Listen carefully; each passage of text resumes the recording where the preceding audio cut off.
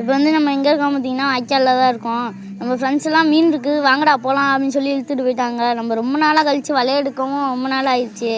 அதனால பார்த்தா ரொம்ப சிக்காக கிடக்குது. நம்ம காய்ஸ்லாம் சிக்கல் எடுக்கவங்களாட்டியும் போதுன்னு ஆயிடுச்சு. வாங்கடா டக்குன்னு போடுங்கடா, சிக்காக இருந்தாலும் சரிடா போடுங்கடா, ஏதாச்சும் மீனையாச்சும் பிடிப்போம் அப்படின்னு சொல்லிட்டாங்க. சரி நம்மளும் எடுத்து போட்டால் அங்கிட்டு போட்டோன்னே ஒரு மீன் கடிச்சிருச்சு.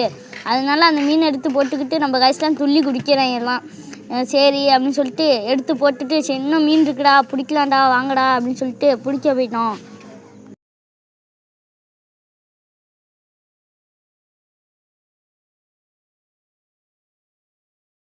அப்புறம் நம்மளும் வாய்க்காக்குள்ளேயே மாட்டிக்கிட்டோம். அப்புறமேட்டு நம்ம நம்பர்கள்லாம் கை தூக்கி பிடிச்சி ஏற்றி விட்டாங்க.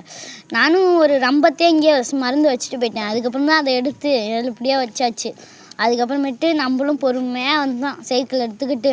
அதுமேட்டு புளியெல்லாம் கழிச்சு புளியெல்லாம் நம்ம சைடு எடுத்துக்கிட்டு நம்ம காய்ஸை கூட்டிகிட்டு அப்புறமேட்டு மீனை பார்த்தா கலராக இருக்குதுங்க.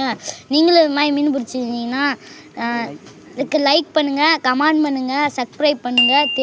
Like button